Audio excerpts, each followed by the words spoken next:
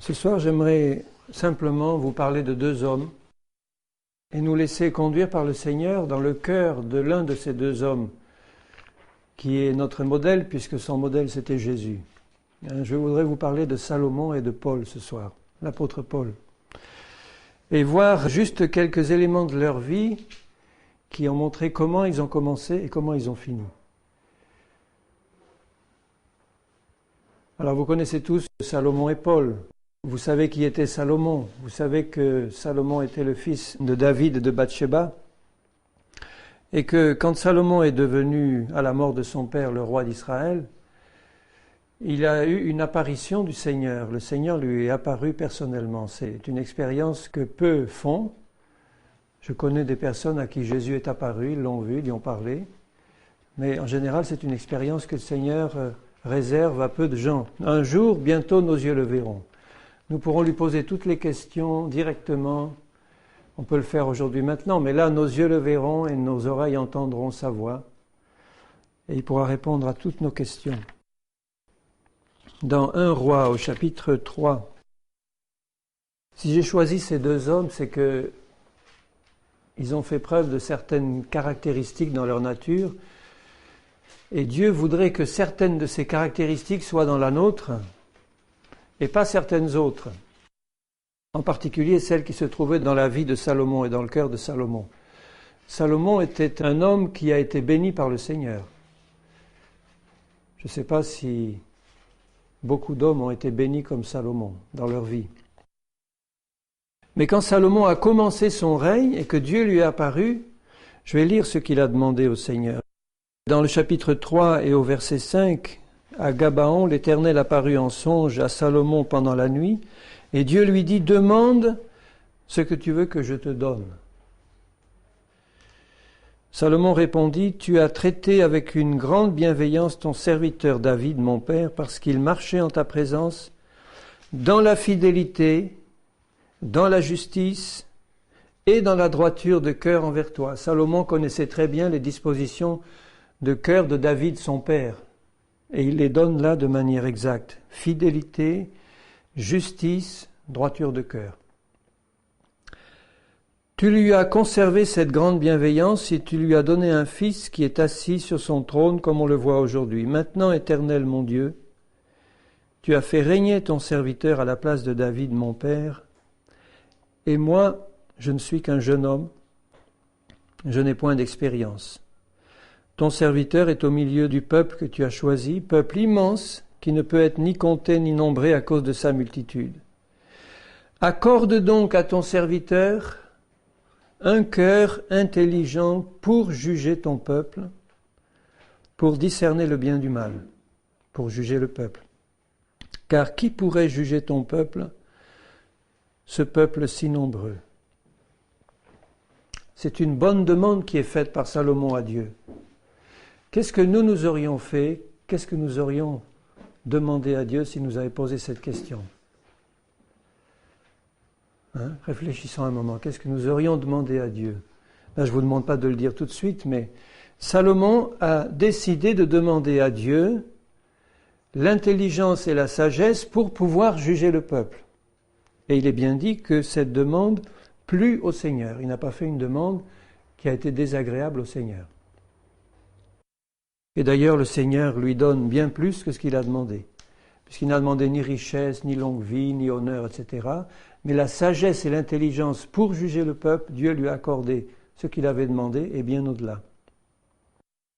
Mais nous savons comment Salomon a terminé sa vie. Il a régné 40 ans, il a eu un début de règne glorieux, et il a toujours été rempli de la sagesse du Seigneur pour juger le peuple et discerner le bien du mal. Mais nous savons comment il a terminé. Il a très mal terminé. Dieu seul sait aujourd'hui s'il est sauvé. Parce que vu la manière dont il a terminé, s'il ne s'est pas repenti au dernier moment, regardez ce qu'il a fait quelques chapitres plus loin.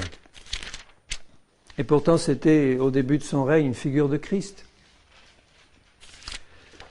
Au chapitre 11, et au verset 1er, le roi Salomon aima beaucoup de femmes étrangères, outre la fille de Pharaon.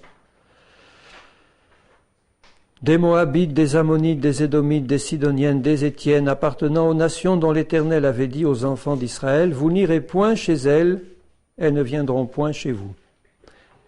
Elles tourneraient certainement vos cœurs du côté de leur Dieu. Ce fut à ces nations que s'attacha Salomon, entraîné par l'amour. Il eut 700 princesses pour femmes et 300 concubines.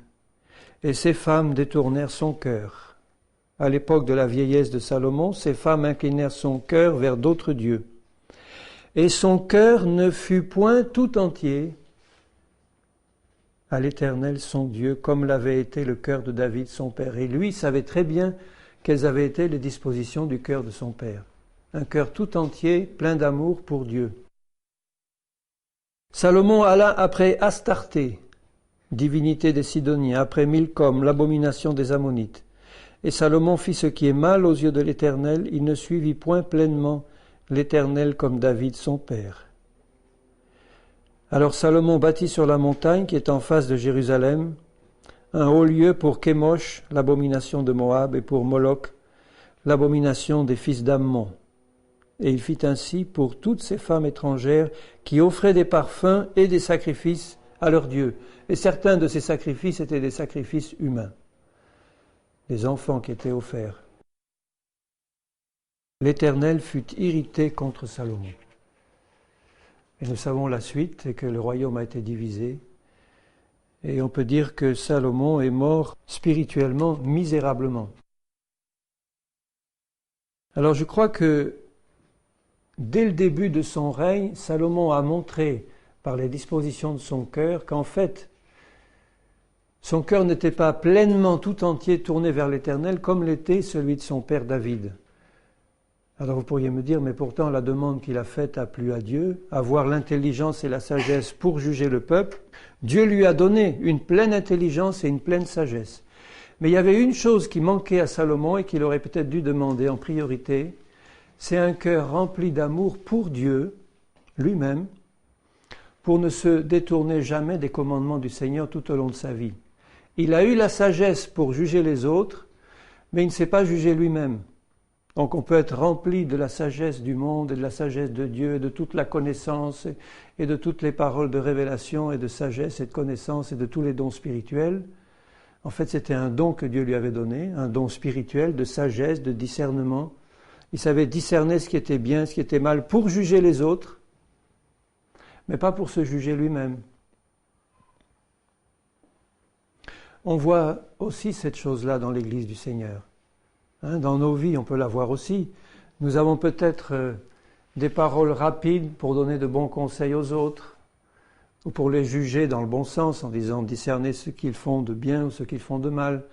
Mais est-ce que nous mettons vraiment en pratique tous les bons conseils que nous donnons aux autres, pour nous-mêmes, en priorité? C'est un problème pour tous les serviteurs de Dieu en particulier, parce que quand nous prêchons la parole de Dieu, si nous ne mettons pas en pratique ce que nous prêchons, peut-être que les autres ne s'en rendent pas compte, mais Dieu le voit. Satan le voit aussi.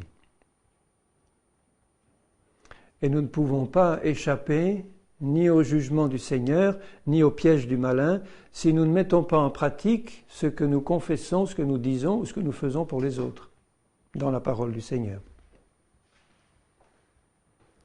Salomon était rempli de sagesse. Il était rempli de ce don spirituel de sagesse et de discernement. On le voit dans ses écrits, il a goûté à tout. Il a écrit des recueils sur tous les sujets qu'il pouvait s'imaginer. Il a tâté de toutes choses. Il a eu 1000 femmes, 700 femmes et 300 concubines.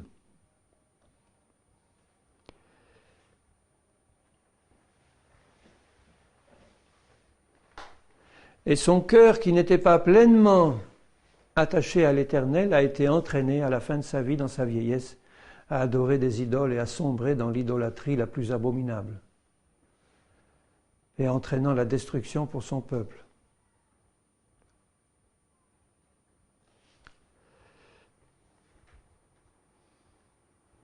Donc je pense, pour ma part, qu'il n'a pas demandé à Dieu ce qui convenait, bien que sa demande ait plu à Dieu, et que c'était bon de demander la sagesse pour juger le peuple.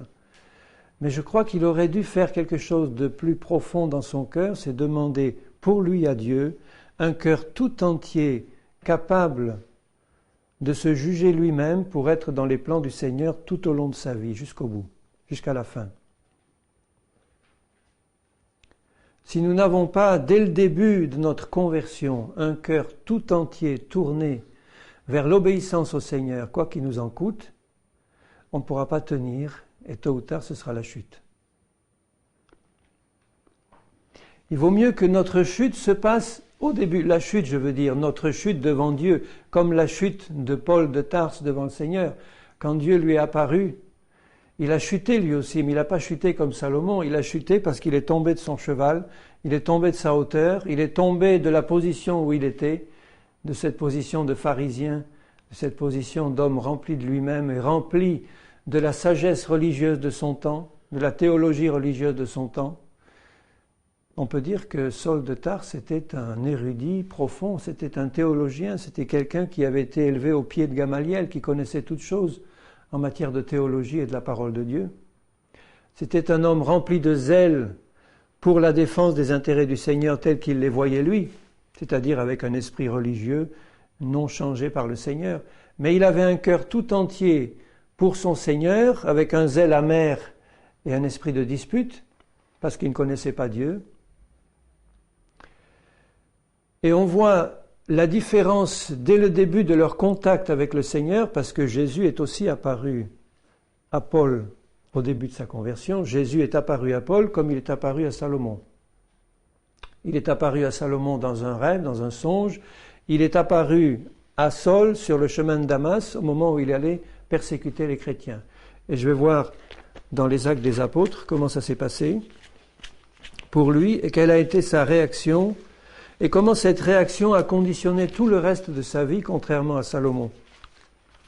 Dans les Actes des Apôtres, au chapitre 9 et au verset 1er, Saul, respirant la menace et le meurtre contre les disciples du Seigneur, se rendit chez le souverain sacrificateur et lui demanda des lettres pour les synagogues de Damas, afin que s'il trouvait des partisans de la nouvelle doctrine, hommes ou femmes, il les amenât liés à Jérusalem. Comme il était en chemin et qu'il approchait de Damas, tout à coup une lumière venant du ciel resplendit autour de lui. Il tomba par terre et entendit une voix qui lui disait « Saul, Saul, pourquoi me persécutes-tu » Il répondit « Qui es-tu, Seigneur » Et le Seigneur dit « Je suis Jésus que tu persécutes ». Ça, c'est une révélation qui détruit tout ce que Saul avait pu construire tout au long de sa vie. En une seule phrase, le Seigneur détruit tout ce que Saul avait construit sur sa pratique religieuse et sur sa théologie. Je suis Jésus que tu persécutes, le Seigneur. Donc en quelques secondes, il s'est passé dans le cœur, dans l'esprit, dans la tête de Saul, il s'est passé des choses, mais alors d'une profondeur qu'on peut à peine imaginer, des choses capitales pour le reste de sa vie. En un instant, il a compris qu'il était complètement à côté de la plaque.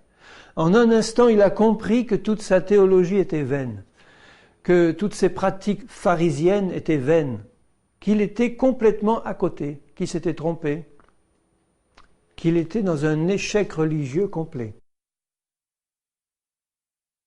Je suis Jésus que tu persécutes. Il te serait dur de regimber contre les aiguillons. Tremblant et saisi d'effroi, il dit, Seigneur, que veux-tu que je fasse ? Voyez la différence entre la réaction de Salomon et la réaction de Saul. Pour Salomon, c'est Dieu qui demande à Salomon, que veux-tu que je fasse pour toi ? Et Salomon répond le désir de son cœur.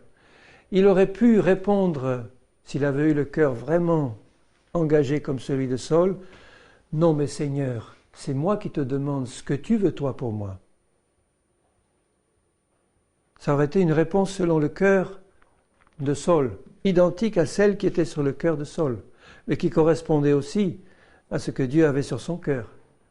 Puisque c'est ce qu'il y avait sur le cœur de Paul, il lui dit « Mais Seigneur, moi, je te demande toi ce que tu veux que je fasse. »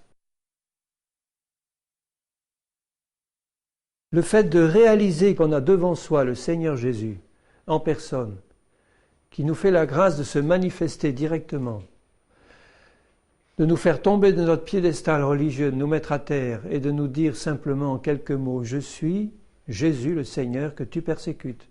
Donc ça lui fait comprendre en un instant que Jésus est le Seigneur, qu'il est Dieu, qu'il est ce Yahvé qu'il servait si mal, et qu'il est en même temps la tête du corps de Christ, celui qu'il était en train de persécuter au travers des chrétiens. Donc le Seigneur change en un instant toute sa théologie pour lui révéler la vérité. Qu'il est le Seigneur, qu'il est le Christ, le Seigneur, le Messie d'Israël, qu'il fait un avec son corps et que quand on touche à l'un de ses enfants, on touche au Seigneur lui-même. Tout ça lui est révélé en quelques mots.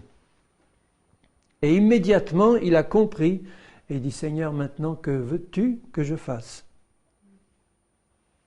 Alors vous voyez ce retournement de la conversion de Saul. En un instant, il a compris qu'il s'était trompé. En un instant, il a la révélation de la vérité.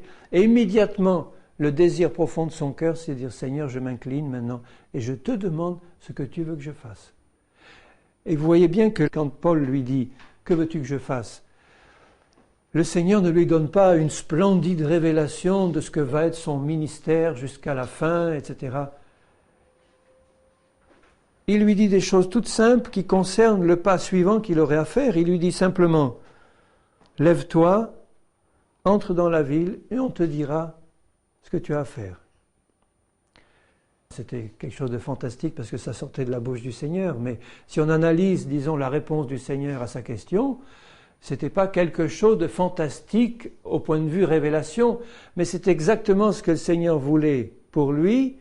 Il a compris que Paul voulait obéir au Seigneur et immédiatement le Seigneur lui montre par cette réponse « Eh bien, tu vas apprendre à marcher pas à pas et jour après jour avec moi dans cette obéissance. Ce que je te demande maintenant, c'est d'aller à Damas et après on te dira ce que tu dois faire.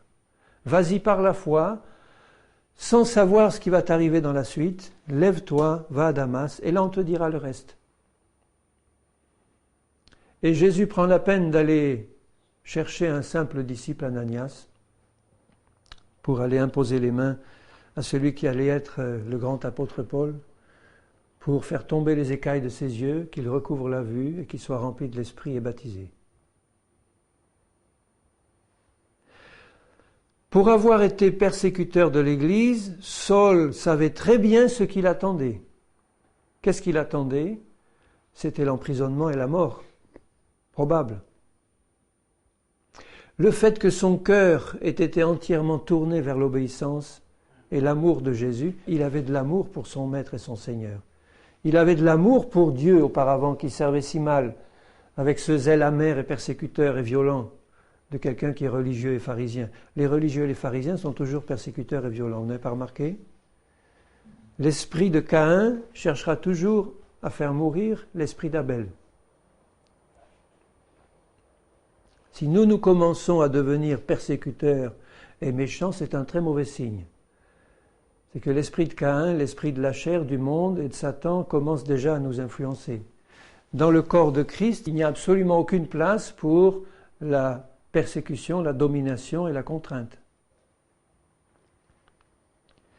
Mais il y a place pour l'attitude que Paul avait pour défendre les intérêts de son maître, c'est-à-dire une pleine fermeté, une pleine assurance, délivrance de toute crainte des hommes et de toute crainte des conséquences qu'il pourrait avoir pour sa propre vie. Il défendait à partir de ce jour les intérêts, exclusivement les intérêts de son Seigneur, quel que soit le coût pour lui, pour sa propre vie, et sans aucune crainte de quiconque. Et celui qui persécutait l'Église commence immédiatement à témoigner à Damas et à attester qu'il avait compris que Jésus était le Messie d'Israël. D'ailleurs, le Seigneur dit à Ananias, au verset 15 de ce même chapitre 9, le Seigneur dit à Ananias, « Va, car cet homme est un instrument que j'ai choisi pour porter mon nom devant les nations, les rois, les fils d'Israël, et je lui montrerai tout ce qu'il doit souffrir pour mon nom. » C'est ce qui caractérise le ministère de Paul. La souffrance du début à la fin. Relisez encore la 2e aux Corinthiens ou ses épîtres ou les Actes des Apôtres. Regardez à quel point Paul a souffert pour le nom de Jésus. Alors nous devons nous-mêmes, bien-aimés, nous préparer à la même chose. Si notre conversion est réelle, pas comme celle de Salomon, qui n'était pas une vraie conversion du fond du cœur, il l'a prouvé par la suite. C'était un homme qui était bien disposé pour son Seigneur, mais à la position que Salomon occupait, il n'était pas dans une position de persécuté. Il était dans une position de maître et de seigneur souverain de son peuple et de son royaume. Tout le monde lui obéissait. Un désir était accompli instantanément. Je ne peux pas dire qu'il ait souffert beaucoup pour le nom de son Seigneur. Il aurait certainement souffert beaucoup plus si son cœur avait été entièrement attaché au service de son Seigneur, comme son père David a pu souffrir, notamment entre les mains de Saül et de tant d'autres qui étaient opposés au Seigneur. L'esprit qui animait Paul de Tarse animait aussi David. David a eu des chutes dans sa vie. Il a fait des choses qui n'étaient pas belles du tout. Mais dans le fond de son cœur, il y avait cet amour ardent pour son Dieu et le désir de marcher avec lui dans l'obéissance et la sincérité de cœur. Et il en a souffert toute sa vie.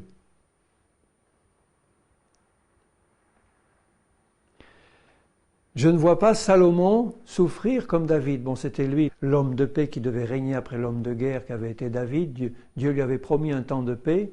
Mais même dans la paix, quelqu'un qui veut vraiment marcher dans la droiture de cœur et dans l'obéissance va toujours se trouver en opposition avec les puissances de Satan, les puissances du monde qui ne veulent absolument pas marcher avec l'Esprit du Seigneur. Et quelle que soit notre position, nous devons souffrir quand nous sommes au Seigneur. Si nous ne souffrons pas, on peut se poser des questions sur la réalité de notre conversion. Paul est allé devant les rois, devant l'empereur, devant les princes. Il est allé devant les Juifs, devant les nations, devant les païens. Il a été envoyé par Jésus dans la terre entière de l'époque habitée. Partout, il a rencontré de l'opposition, il a rencontré des persécutions, l'emprisonnement, la flagellation, les fouets. Partout, il a aussi pu répandre merveilleusement la parole du Seigneur et toucher des âmes pour le Seigneur. Je lui montrerai tout ce qu'il doit souffrir pour mon nom. Donc nous devons être préparés à la souffrance. Beaucoup de chrétiens ne sont absolument pas préparés à la souffrance. Quand ils commencent à souffrir de persécution ou de tribulation pour le nom de Jésus-Christ, et que l'Église qui marche par la chair et qui se tournent vers eux dans leur situation, commencent à les critiquer en leur disant « mais c'est pas possible que tu sois un serviteur de Dieu. Avec tout ce que tu endures comme tribulation, tu n'es pas béni du tout. C'est pas un grand succès ton ministère. » Tandis que celui qui attire les foules immenses, qui arrive à ramasser des milliards pour construire des magnifiques immeubles où tout est nickel pour le service du Seigneur, des grandes orgues et que les caisses sont pleines, etc. Celui-là, on dit celui-là, il est béni par Dieu. Et si on regarde dans le détail la vie quotidienne de l'apôtre Paul et ce qu'il a dû souffrir, le nombre de fois où il a été rejeté d'une ville en étant lapidé ou persécuté, ou rejeté par les chrétiens ou les faux frères, si on examine superficiellement sa vie, ou si on avait vécu à côté de lui au moment où il vivait ces choses, est-ce qu'on n'aurait pas été tenté de dire celui-là, il n'est pas très béni par le Seigneur dans sa vie quotidienne. Il n'a que des problèmes. Il n'attire pas des grandes foules. Alors nous devons être préparés à ça, à la souffrance, à la persécution, à l'échec même. Je ne dis pas à la maladie, à l'infirmité, il y a ces choses-là, mais à l'échec. On doit être préparé à ce qu'un travail qu'on a commencé pour le Seigneur quelque part soit amené à un échec complet par la volonté du Seigneur, comme ça a été le cas pour de nombreux disciples de Jésus, ou de nombreux martyrs, ou de nombreux missionnaires qui ont été mis à mort sur les lieux où ils allaient évangéliser. Quand Paul et Silas étaient emprisonnés à Philippe, après une campagne d'évangélisation qui n'a pas été un grand succès, ils se trouvaient là au fond de la fosse la plus profonde, en train de chanter les louanges du Seigneur, avec pas grand succès dans leur mission apparemment. Et pourtant le Seigneur veillait, le Seigneur est intervenu d'une manière miraculeuse, le geôlier et sa famille se sont convertis, et ça a été des âmes gagnées au Seigneur. Il n'y a pas eu 100 000 personnes sur la place principale de Philippe pour venir écouter le grand apôtre Paul qui arrivait de l'autre bout du monde.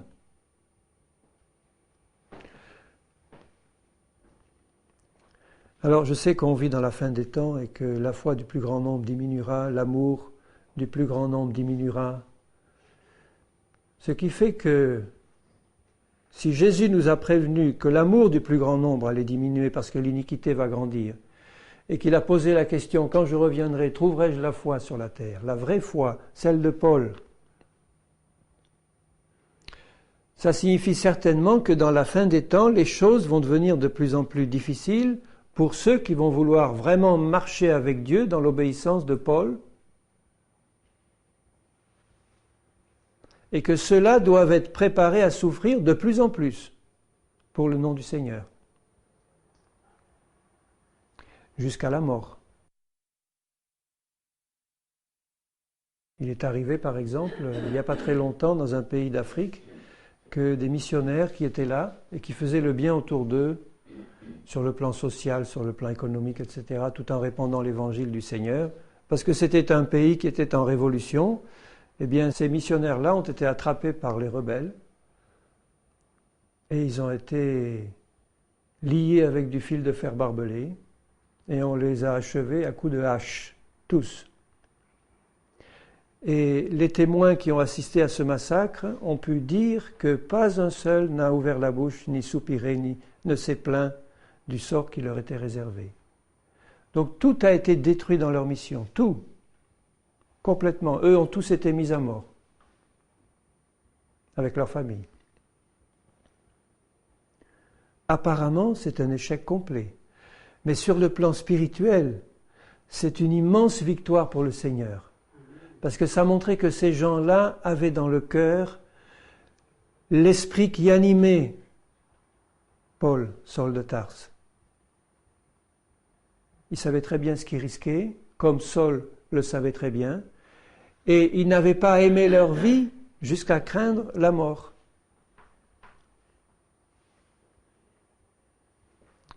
Alors je sais bien que peut-être que nous ne sommes pas directement concernés, ou pas encore ici, nous, qui sommes confortablement installés dans des chaises ou des fauteuils, dans un environnement qui n'est pas si désagréable. Peut-être que le temps viendra où ça sera plus dur, sûrement. Mais déjà, dans nos cœurs, est-ce que nous sommes prêts à manifester cet amour pour le Seigneur qui n'a plus aucune crainte ni des hommes, ni du sort qui peut nous être réservé, en réponse à notre témoignage chrétien?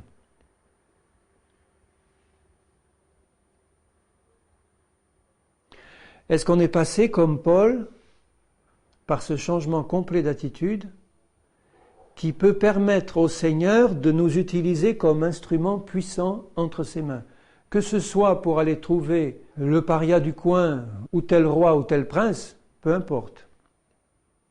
C'est lui qui décidera. Mais ça nécessite tout de même la même obéissance de notre part. Au verset 23, il est dit « Au bout d'un certain temps, les Juifs se concertèrent pour le tuer, et leur complot parvint à la connaissance de Saul. On gardait les portes jour et nuit afin de lui ôter la vie. » Et nous voyons comment l'apôtre Paul a fini la sienne, sa vie.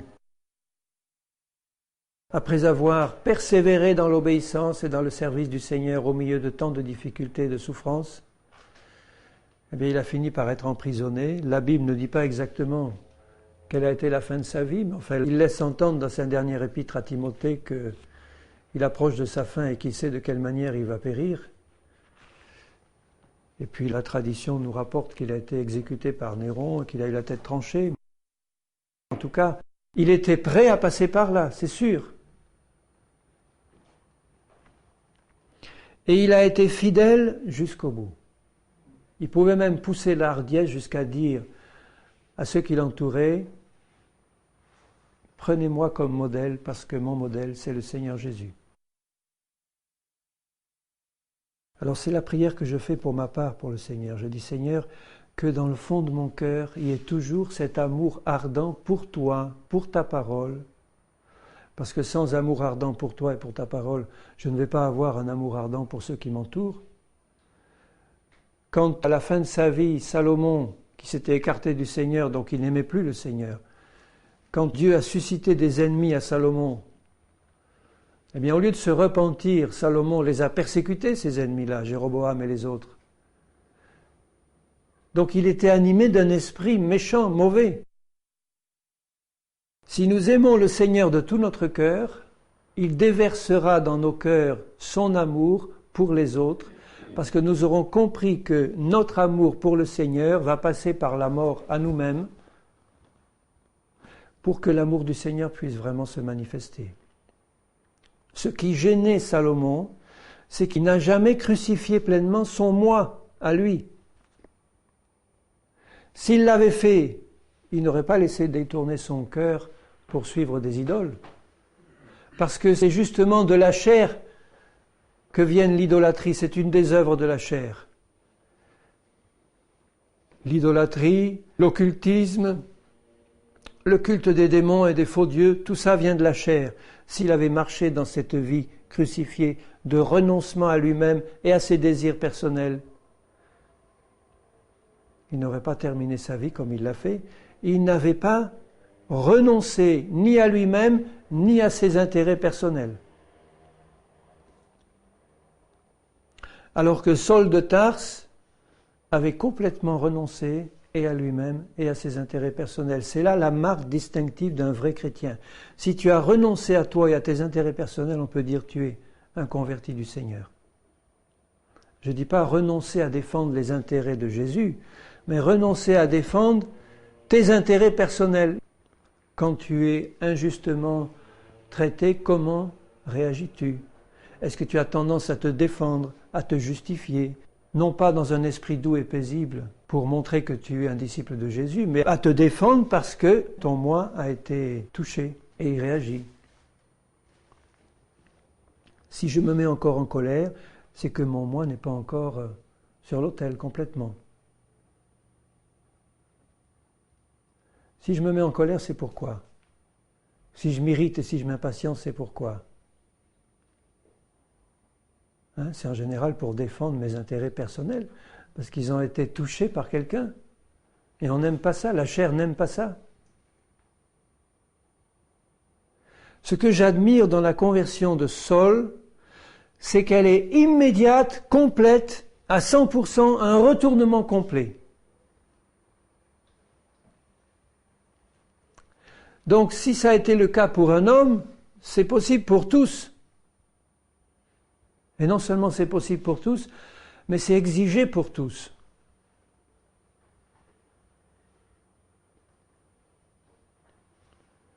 Donc il se peut très bien que j'ai encore besoin de me convertir tout en étant converti. Si le Saint-Esprit me montre qu'il y a dans ma vie des choses qui viennent encore de ma chair, c'est-à-dire de la défense de mes intérêts personnels, qui viennent encore de la satisfaction de la chair et de ses mauvaises œuvres, le Seigneur peut me dire, tu as besoin de te convertir. Il y a quelque chose qui n'a pas été retourné complètement dans ta vie. Ça m'empêche de manifester l'esprit de Christ dans ta vie. Lui qui n'a jamais défendu ses intérêts personnels, qui a toujours entièrement défendu ceux du Père, qui n'a pas considéré sa propre vie, qui a considéré simplement ce que le Père lui demandait, c'est-à-dire la donner pour le salut du monde. C'est cet esprit-là qui doit m'animer, qui nous anime à nous qui sommes au Seigneur, qui doit nous animer. Et nous devons nous remettre en question en permanence. Si c'est la chair qui se manifeste, je dois me tourner vers Jésus et lui dire « Seigneur, j'ai besoin que tu fasses dans mon cœur un travail plus profond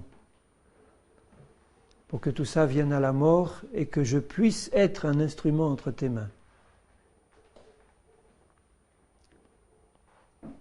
Voilà en quelques paroles ce que je voulais simplement rappeler ce soir.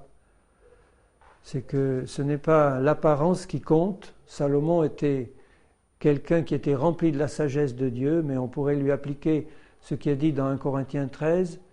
Si tu as toute la sagesse du monde, si tu as toutes les révélations et toute la connaissance, si tu n'as pas l'amour, tu n'es rien.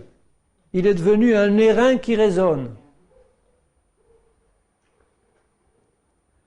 Et l'amour que Dieu nous demande dans notre cœur, c'est l'amour pour lui et pour sa parole. D'abord.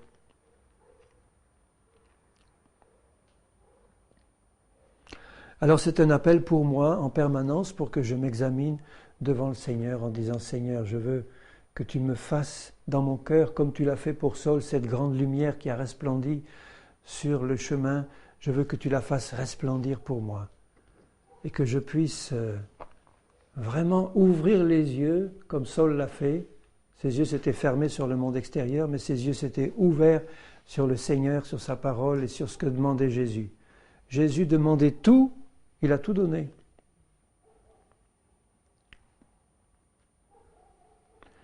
Seigneur, je te prie pour que dans mon cœur et dans ma vie, tu fasses un travail constamment plus profond pour que tu te révèles, que tu fasses une pleine lumière sur ce qui se passe au fond de mon cœur. Mais ce que je te demande, Seigneur, c'est un amour toujours plus profond, toujours plus grand pour toi, pour ta parole, pour ton œuvre, pour tes intérêts, pour ta volonté, Seigneur. Seigneur, que tes enfants ne soient pas comme des Salomon, mais que nous soyons comme des Sauls de Tarse, qui dès le départ avaient compris ce que tu demandais. Que nous puissions vraiment te dire à chaque instant de notre vie, Seigneur, que veux-tu, toi, que je fasse? Même si cela doit nous coûter notre réputation, notre vie, ou même si cela doit être un échec complet, Seigneur, pour ce que nous sommes en train de faire. Seigneur, que ce soit uniquement par amour pour toi et guidé par ta lumière que nous puissions agir. Je te prie que tu nous accordes à tous ta grâce et ta bénédiction et que nous puissions être entre tes mains des instruments capables, dignes, Seigneur, de l'appel, de la vocation que tu nous as donnée en Jésus. Mon Père, je te le demande au nom de Jésus-Christ et je t'en remercie. Amen.